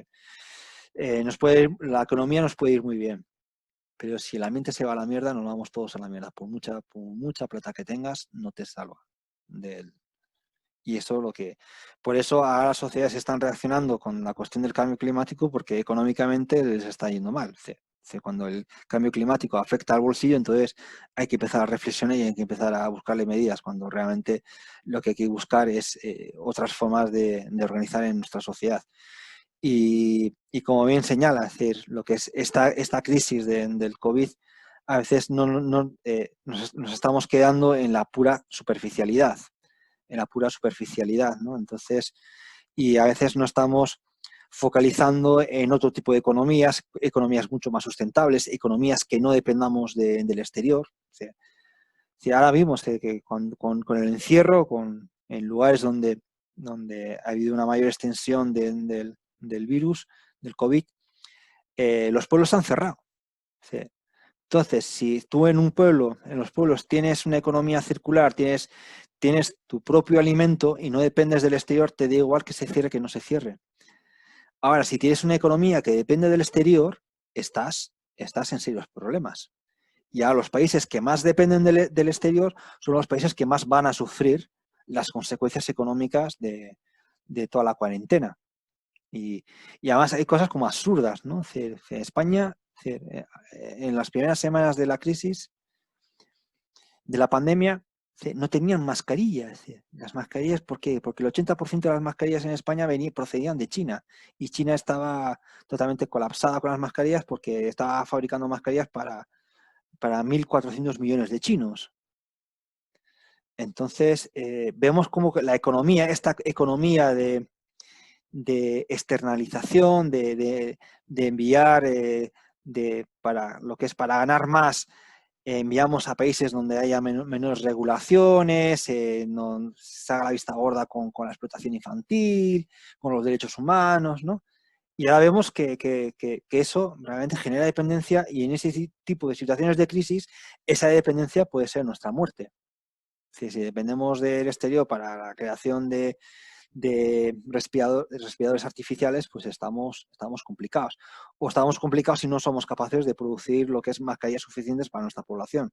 O estamos complicados si no somos capaces de producir alimentación para nuestros ciudadanos. Ahí estamos realmente complicados, ¿no? Entonces, las propuestas de Manfred, propuestas también de la ecología profunda, de por lo menos de ser autosustentables, ¿sí? De tener lo que, por lo menos con la cuestión del alimento, ¿sí? ¿No? Que el alimento, al menos en un 90%, no dependamos del exterior. Porque si dependemos del exterior, en una situación de crisis, estamos muy complicados. Si todo el alimento lo traemos de fuera y nos cortan y nos cierran las fronteras, nos morimos de hambre. Así de simple, ¿no?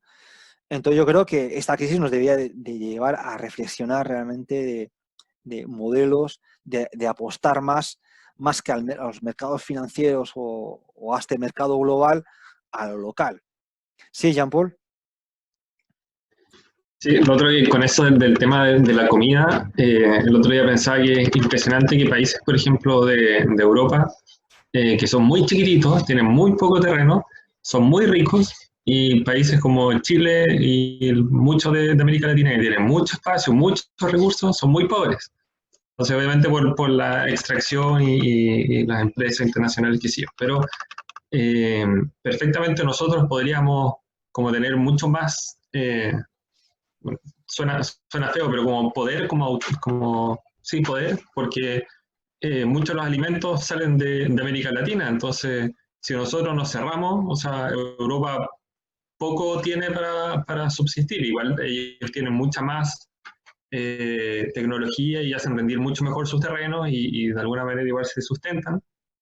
pero aquí tenemos muchas más posibilidades de vivir cerrados sin ningún problema. O sea, quizás no vamos a tener grandes lujos en el sentido de sobreconsumismo, o sea, no vamos a tener quizás en el corto tiempo televisores fabricados en Chile o super tecnología, pero realmente no la necesitamos. Entonces, en estas situaciones somos mucho más ricos.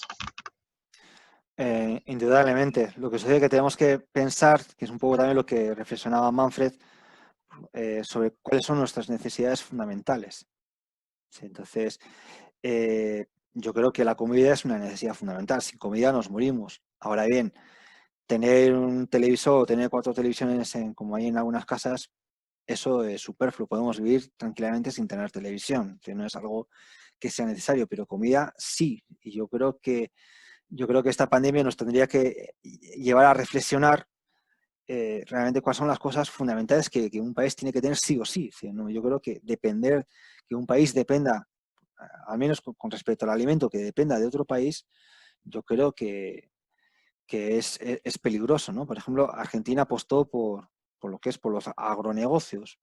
La principal fuente de divisas es la soja. Entonces, y eso ha desplazado a otro tipo de cultivos. Y la gente en Argentina no se alimenta de soja, pero es la principal producción prácticamente, ¿no? También se produce mucho trigo, pero principalmente se produce soja y además una especie de soja, que viene con todo un pack, viene con un pack de fertilizante, bueno, etcétera, etcétera, ¿no? Podéis ver el documental de Monsanto, que es para ver todo lo que eso implica, ¿no?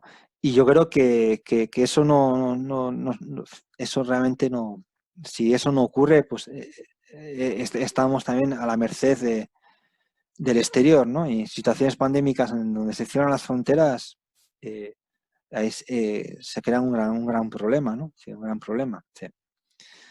Entonces yo creo que... ¿Sí? Sí, disculpe. No, tranquilo.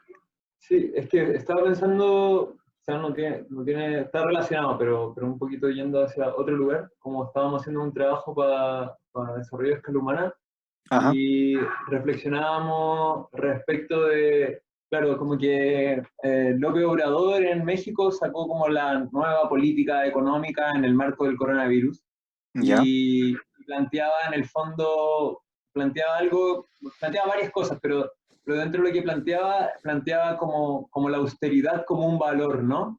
Sí. Inicialmente la austeridad pública en el fondo del manejo de los recursos públicos, y desde ahí obviamente que dejaran los privilegios en el fondo todos los cargos públicos, pero también el cómo en algún momento la austeridad se puede volver también un valor del pueblo, y dejar en el fondo de ser uno de los pueblos que consumen más lujos por uno de los más austeros, ¿no?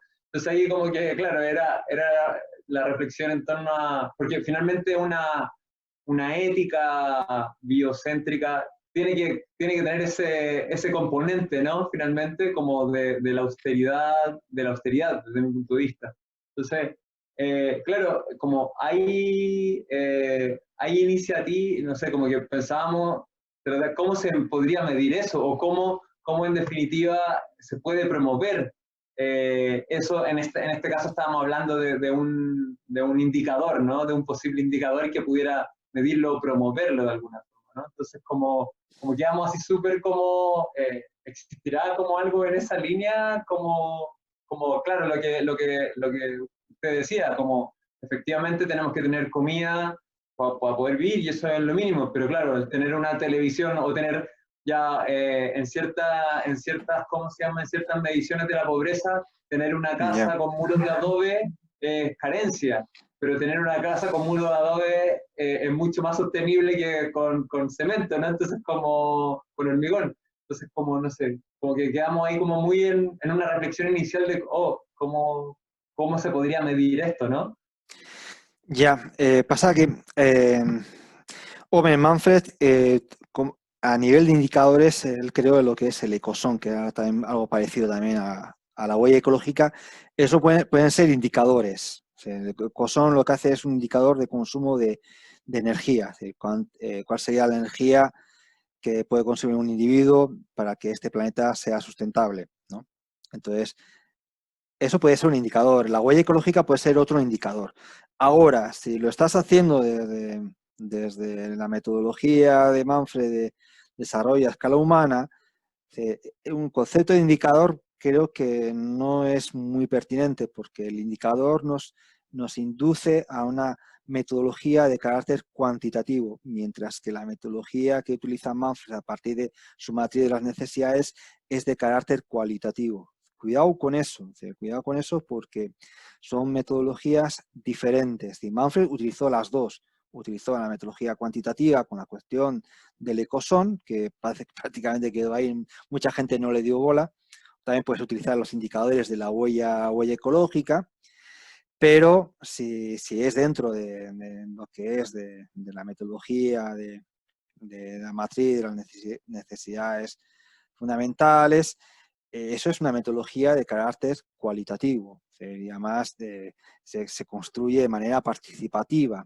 Lo otro pueden ser mediciones más bien de carácter objetivo, mientras que la matriz te induce a una concepción mucho más subjetiva, construida entre un grupo de personas. Entonces, es una salvedad, que si quieres utilizar un indicador, yo creo que eso, el ecosón, la huella ecológica, hay más indicadores. Y ahí ya tienes metodologías como para poder utilizarlas, y luego pues igual en un estudio de caso puedes ver si realmente corresponden con la realidad o no responden con la realidad, ¿no? Iñaki, Sí. voy a hacer una pregunta con la que quizá ahí sí que me salgo del tema, pero hablando como de estos indicadores y en general de la forma de medir si algo funciona o si está bien, si no está bien, me he preguntado desde hace como un tiempo el por qué, por ejemplo, en las academias o, por ejemplo, desde los mismos profesores, porque sí hay estas teorías en cuanto a abordar el ser de otra forma, en abordar a las personas de otra forma, en estas escalas tan pequeñas como en un magíster, no se empieza a evaluar de otra forma. O sea, me sorprende que siempre se está criticando como, todo se ve a través de las matemáticas, y en el fondo, por ejemplo, cuando se ponen notas, se está cuantificando como el aprendizaje. Y la verdad, eso a mí me genera un eco. De hecho, cada rato le digo a Freddy, pero es que me carga que pongan notas, como que no entiendo cómo se puede abordar así todo el aprendizaje en todos los aspectos que puedo estar aprendiéndolo como persona, y resumirlo a eso como cuantificable, donde en el fondo, si bien esa pequeña escala se está respondiendo a toda una lógica que es lo que nos tiene como nos tiene. No sé si de alguna forma a nivel personal o algo así se ha planteado como otra alternativa, o si se ha cuestionado como esa forma de calificación. Lo que pasa es que en Chile está complicado, porque en los másters o la formación universitaria depende de la acreditación, y la acreditación te impone un modelo de crear las asignaturas, de crear un máster, de crear una carrera, y eso es totalmente concepción cuantitativa de la evaluación. Y claro, sí, eso es complicado. Sí, sí. Nosotros, por ejemplo, a menos este curso que yo lo he estado realizando con Alfredo, con la introducción por ejemplo, está la cuestión del texto paper, que tenéis que escoger un tema, utilizar los autores, citar de una manera determinada, argumentar de una manera determinada, etcétera, etcétera, que sea como la parte más académica. Pero luego estaba la parte más, lo que es como más artística, que eso ya tiene una evaluación absolutamente cualitativa, y nosotros con la forma de evaluar siempre queríamos combinar ambas, ¿no? Tanto la cuantitativa como la cualitativa, aunque la cualitativa también le poníamos un número, ¿no? Y en esa medida como que generalmente la evaluación cualitativa siempre beneficiaba a lo que es al estudiante, pero también como que ahí también veías la cuestión procesual, la dimensión estética, que por ejemplo creo que en nuestra asignatura era la única donde había una apreciación estética, ¿no? A la hora de presentar un producto. Y bueno, sí, este también es un tema porque también yo a veces en la primera clase, cuando proponía formas de evaluación, la mayoría de los estudiantes siempre iban por la cuestión cuantitativa. Pero yo creo que principalmente es un problema de tal como está diseñada la educación en Chile, es decir, donde prima lo cuantitativo, donde se exige a las universidades que tengan una nota que es de 1 a 7 y se hace una media y al final cuando uno se gradúa, pues la nota es muy importante porque eso da lugar a posibles becas, es decir, es todo un ciclo vicioso que yo creo que de momento es difícil de romper. Sí que en asignaturas como esta se puede apostar por una cuestión cualitativa, es decir, yo no tendría ningún problema de evaluar cualitativamente, pero es complicado porque a mí al fin y al cabo me van a pedir un número. O sea, a mí el director de la carrera me pide un número. O sea, cuál es el numerito de tal persona, cuál es el numerito de la otra. Entonces, y en base a eso, pues, y eso tiene influencia a la hora de la nota final del magíster. Claro, claro, igual no lo hago como una crítica de manera No, sí. personal. No, pero sí, lo puedes hacer, ¿eh? Es decir, estás en tu perfecto derecho. Sí. Claro, en general como que me sorprende que de alguna forma siempre cuando se hacen críticas lo vemos muy ajeno a las realidades de lo que vivimos o como que tratamos de separarlo también de las realidades que vivimos. Y me llama la atención la forma en que se manifiesta y hasta los escenarios que alcanza esta forma y estas lógicas de pensamiento. Hasta esto, como ya siempre se habla, por ejemplo, de la economía mecanicista, que monetariza todo, que Sí. bla, bla, y de repente nosotros estamos haciendo lo mismo en un ámbito súper diferente, como que es eso. No es una La institución es así, po. La institución universitaria es eso. Por ejemplo, yo cuando estuve en los cursos de permacultura, se tocaban varios de los temas que se tocan acá, pero se ve de otra forma. Entonces, probablemente si uno, yo lo digo a tono personal, porque yo mi pregrado me lo tomé haciendo lo que yo quería hacer y no me importaba mucho el asunto de las notas y me fue relativamente bien, pero el trabajo final tuve un atado y ahí tuve que entender que estaba dentro de la universidad. ¿Está bien?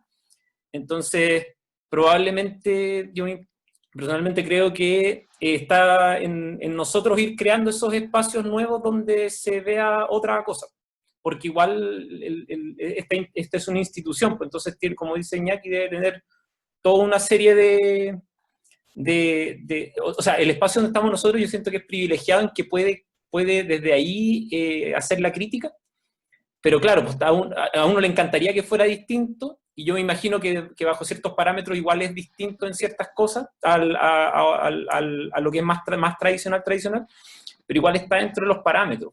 De hecho, es un magíster para tener una calificación académica que después va a servir dentro de otras cosas. Entonces, yo tuve que aprender a la mala que este es un espacio universitario. ¿Está ahí? Y claro, quizás la otra opción también es meterse en la universidad y desde adentro tratar de cambiarlo, pero yo no sé, yo creo que son instituciones tan anquilosadas, tengo la sensación, bueno, Iñaki debe saber más al respecto, pero tan de tanto tiempo y tan entremezcladas que debe ser muy, muy, muy complicado. Ahora, bueno, actualmente están todas las instituciones cayendo, entonces Sí. capaz que esta sea, o sea, esta ha sido de las que estaba ahí por ahí, pero yo creo que en algún momento también va a empezar a bajar. Sí, en Argentina la cuestión de la evaluación es todo un debate y sobre todo con la virtualidad también se está debatiendo de cómo evaluar desde la virtualidad, porque es mucho más complicado. Entonces, pero es todo un tema. El tema de la evaluación, yo creo que dentro de la educación es lo más complejo, porque evaluar bien es muy difícil. A veces se producen muchas injusticias por una mala evaluación.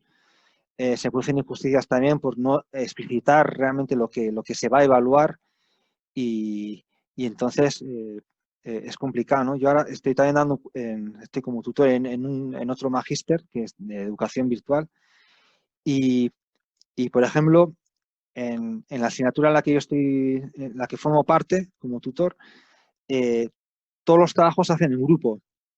Entonces sí me digo, bueno, sí, pero dentro de un grupo siempre puede que haya una persona que no trabaje, pero son cosas como que, y bueno, pues si hay una persona que no trabaja y el grupo lo permite, pues mira, pues se está beneficiando. Entonces, estamos poco preparados para otro tipo de, por ejemplo, de evaluación cualitativa. ¿Cómo haríais vosotros, por ejemplo, una evaluación cualitativa? Si yo os digo, bueno, presentarme una propuesta de evaluación cualitativa, ¿cómo lo haríais?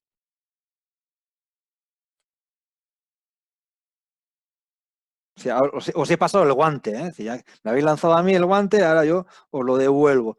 ¿Cómo lo haríais? ¿Cómo sería la propuesta? ¿Cómo serían los criterios de evaluación? Sería súper difícil.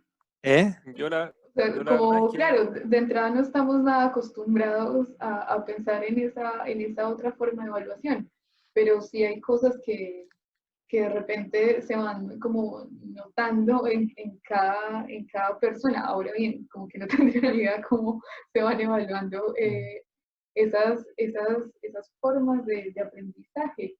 Como, Yo creo que se volvería muy importante también no solo la evaluación desde el docente a los estudiantes, sino que la evaluación entre pares y la evaluación, la autoevaluación. Como que sin lugar a dudas, que se puede hacer de una forma cuantitativa, pero que en lo cual debería ser mucho más horizontal la relación. Ya. A mí mi experiencia a veces me dice que cuando, por ejemplo, imaginar que los trabajos en vez que yo los corrija, los corrijáis vosotros. Generalmente los estudiantes son mucho más duros.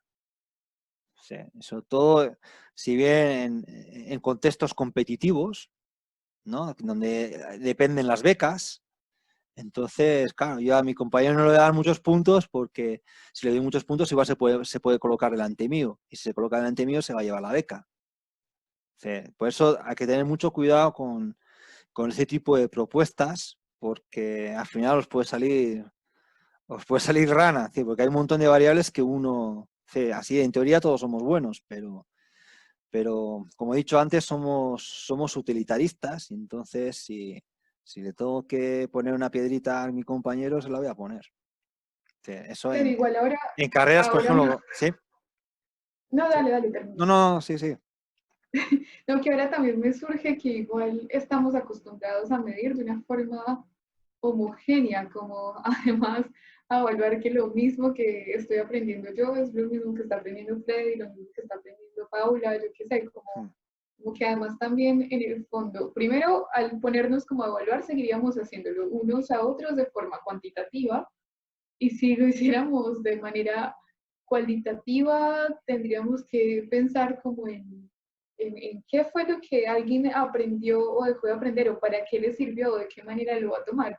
Pero, pero igual, claro, o sea, sigue siendo como muy complejo porque no todos vamos a aprender de la misma forma ni lo vamos a aplicar de la misma forma. O sea, seguro que lo que yo estoy entendiendo está entrando alguna parte de mi ser y no es la misma que le está entrando a Eduardo o a Jean-Paul o algo así, es como súper, súper diferente.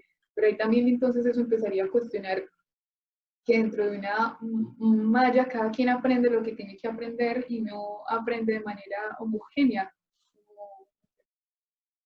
de alguna manera como que la universidad o cómo está configurada, siento yo que trata de homogeneizar, siendo que al inicio no éramos homogéneos. O sea, cada uno llegó con distintos grados de conocimiento, distintas cosas, experiencias, y eso también condiciona que aprenda más o relacione ciertos conocimientos con lo que ya sabía, o que quizás nivele cosas que antes no sabía, qué sé yo. Entonces yo creo que el resultado tampoco es homogéneo, o sea, ni el inicio ni el final. Entonces, difícil. Ya. Yo, personalmente, por ejemplo, en un curso de magíster, creo que tanto la evaluación como los contenidos que se dan en una asignatura, en una materia, tienen que contribuir de una manera u de otra al trabajo final, que en vuestro caso es una tesis de magíster. Entonces, mis criterios de evaluación van dirigidos a eso. Es decir, si vosotros tenéis que producir un texto académico, que sea un texto lo más parecido a la tesis que vosotros vais a redactar. Es decir, que que citéis, por eso os decía en las primeras clases, ¿no? Lo del Sotero, lo de Prosai, Mendeleev, esos gestores de información, porque eso os van a ser muy útil lo que es en vuestra tesis de magíster. Y lo mismo, si yo os voy a evaluar lo que es de tal manera que la evaluación también sea un proceso de aprendizaje y os acerque a esa tesis de magíster. Es decir, que yo las críticas que os voy a hacer es, yo os voy a leer el trabajo que me entreguéis, el artículo, el paper, lo que sea, como si fuese una parte de vuestra tesis de magíster. Voy a hacer las mismas observaciones. Oye, pues que aquí que la argumentación no es correcta, que hay mala redacción, que no se cita de esta manera, se cita de otra, de tal cual. De tal manera que esa evaluación nos acerque a ese trabajo que al fin y al cabo tenéis que entregar. Si vosotros tendréis, seréis magíster cuando entreguéis la tesis de magíster y la podáis defender, ¿no? Entonces, en ese sentido, estoy siendo ahí un poco utilitarista, intento que la evaluación tenga cierta utilidad, ¿no? Y además sea un proceso de aprendizaje también, ¿no? Y con la cuestión más bien artística, estética, pues ahí sí que hay una cuestión cualitativa. Que, por ejemplo, que uno de ustedes quiere fundir lo artístico con lo teórico, que proponer, no sé, pues Eduardo, que anda con la cuestión audiovisual, quiere hacer un documental donde en ese documental se esté explicitando los contenidos teóricos del curso, yo no tendría ningún problema. No tendría ningún problema. Sí, ningún problema, ¿no? Y ahí sería una evaluación más cualitativa, más que cuantitativa. Aunque al fin y al cabo siempre va a aparecer el número, porque es lo que me piden. A mí me piden lo que es cuando se acabe el curso, pues habrá un plazo para que tengáis que entregar los trabajos y tras la finalización de esos trabajos, a mí me piden del 1 al 7 cómo ha sido la evaluación de los estudiantes, ¿no? Entonces, pero bueno, como veis, esa cuestión también cualitativa es complicada porque no estamos acostumbrados a lo que es a aprendizajes cualitativos, sino que tendemos siempre a la cuantificación, ¿no? Y eso obedece también a un paradigma educativo, a una forma también de concebir el mundo, una concepción positivista, ¿no? Que todo es cuantificable, todo se mide por índices, hasta la inteligencia, aunque no sepamos muy bien qué es la inteligencia. Y claro, cuando uno está en estos procesos de aprendizaje, pues realmente... Y luego también hay cosas que no tienen, que son invaluables, ¿no? No sé. Hay cosas que uno va aprendiendo, que va descubriendo, que eso también es muy difícil de valorar, ¿no? Entonces, un tema complicado el tema de la evaluación, pero por mi parte no, yo estoy abierto, ¿no? Si todos decidís que queréis una evaluación cualitativa y me indicáis cómo es el procedimiento, yo no tendría ningún problema. Ahora, ya os adelanto que eso es complicado. Bien, si queréis volvemos un poco a estas esferas. Bien, esta imagen lo que quiere un poco resaltar a veces esas falacias que desde posturas antropocéntricas critican a los biocéntricos, ¿no? Como que una persona que sea biocéntrica, una persona que defienda a los animales, de repente, como si eso implicase que aborrece al ser humano. Y no es así, sino que los seres humanos están dentro de otra esfera mayor y donde a esa esfera introducimos a otros seres. Y esos seres pueden ser bióticos como abióticos. Es decir, podemos yo creo que defender la montaña hoy en día es totalmente plausible porque hay economías que dependen de esa montaña o de los recursos o bien de una forma más sistémica. Estamos tan vinculados a las montañas, a los ríos, a los mares, que si los degradamos, pues degradamos nuestra propia salud, ¿no? Y hay culturas que eso lo ven desde concepciones más, con una concepción ontológica mucho más fuerte, donde les dotan de ser, les dotan de cualidades propiamente antropocéntricas. Y entonces, que es un poco lo que veíamos con el primer texto de Descola, ¿no? Como había tribus en las que, por ejemplo, por los ríos tenían cualidades antropocéntricas. En ese sentido, la ética es una ética que se expande, es decir, no es una ética que selecciona, que elige a los animales frente a los seres humanos, no, que también, de la misma manera que defendemos a los seres humanos, también deberíamos defender a otro tipo de seres, ¿no? Y luego ya tendríamos otro tipo de concepciones más cosmocéntricas. Boff creo que se sitúa en esa concepción porque tiene parte del legado de Teilhard de Chardin, que también hablaba de una concepción cósmica, ¿no? Un Cristo cósmico. Entonces, ahí incluiría pues también ese tipo de cosmovisiones o una ética también planetaria e incluso interplanetaria, ¿no? O sea, ahora también se está debatiendo de si vamos a ir a Marte, de la colonización de Marte, de otros planetas. Entonces, también es también cuestionable todo ese tipo de cosas. Entonces, por eso, yo lo que sí quiero dejar claro que una ética biocéntrica o geocéntrica o ecocéntrica no excluye al ser humano, sino que también el ser humano está incluido, lo que hace es incluir, expandir lo que es los valores éticos y que van más allá del ser humano. Bien, entonces, todas las éticas, las grandes éticas antropocéntricas son las que hemos visto en el anterior cuadro, que son las éticas occidentales, ¿no? Pero es curioso también que los grandes problemas medioambientales se están creando precisamente en esos lugares donde predomina la ética antropocéntrica y en aquellos lugares del tercer mundo que se están también generando grandes problemas ambientales, es también a partir de las éticas occidentales donde precisamente es el primer mundo el que más se beneficia de la explotación del tercer mundo, ¿no? Entonces, dentro de esas éticas occidentales, antropocéntricas, pues están toda la concepción contractualista antropocéntrico, el utilitarismo, que tenemos muchas versiones de utilitarismo. El neoliberalismo sería un modelo económico que se regiría bajo principios éticos de carácter utilitarista. El ecosocialismo también tiene un carácter antropocéntrico, aunque también hay excepciones dentro del ecosocialismo, como vimos en la clase de ecosocialismo.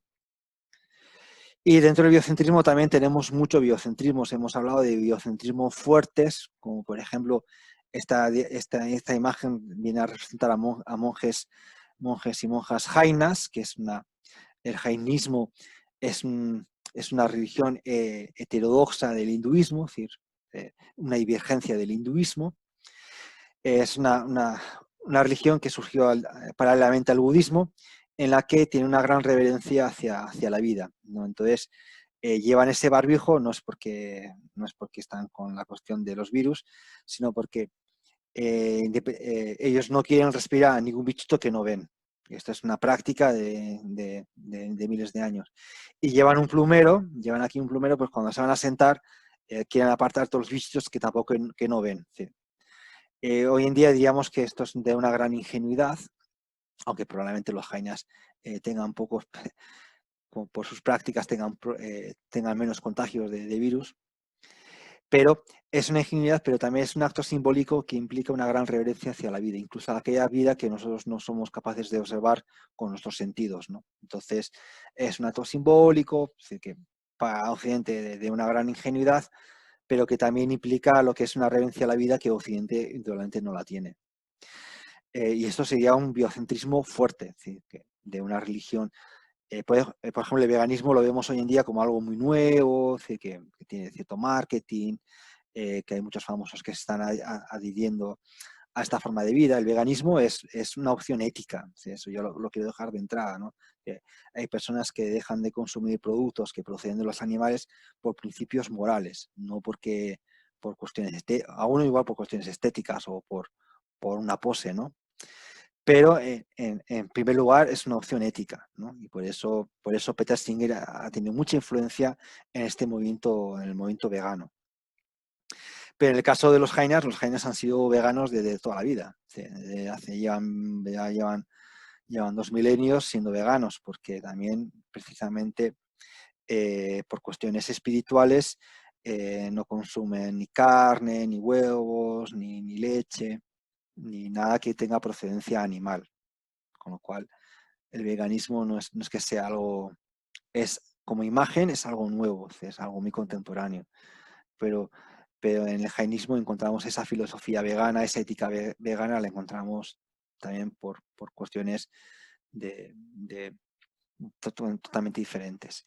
Y en esta imagen tenemos a Brigitte Bardot, que es famosa por su activismo en defensa de los derechos de las mascotas, de los derechos animales, ¿no? Pero también está en el ojo del huracán Brigitte Bardot porque ideológicamente ella y su marido pertenecen a un partido de extrema derecha en Francia. Entonces, pues bueno, pues mucha gente, sobre todo desde posiciones antropocéntricas, hacen muchos chistes, ¿no? De que ella prefiere defender a sus chihuahuas, a sus perritos, antes que los derechos de los inmigrantes que viven en condiciones miserables en Francia, ¿no? Entonces, hay mucha gente le hacen chiste a la pobre Brigitte Bardot.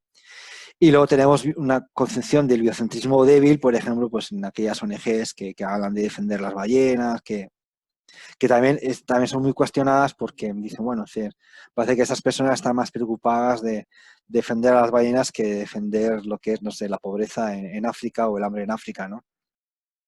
Que también es una respuesta falaz, porque la misma persona que dice que está preocupada, que critica o que cuestiona a estas ONGs, también habría que ver esa persona qué es lo que hace, ¿no? Sí. Entonces, es fácil criticar, es fácil cuestionar, pero también en filosofía es muy importante también desde dónde cuestionamos y desde dónde también interpelamos lo que es a las otras personas, ¿no? O sea, a veces hablamos o cuestionamos como si estuviésemos en la postura objetiva, la postura Dios, y parece que somos los únicos que podemos cuestionar a los demás, ¿no? Entonces, pues bueno, son diferentes concepciones de biocentrismo, algunas están ancladas en tradiciones espirituales de milenios, y otros son productos más bien de la contemporaneidad, ¿no? Sobre todo los biocentrismos más débiles. Por ejemplo, antes también hablábamos, ¿no?, del derecho de matar desde concepciones antropocéntricas o biocéntricas, ¿no? Lo que sí habría que diferenciar es, por ejemplo, cazar por placer a cazar por necesidad, ¿no? En esta imagen tenemos al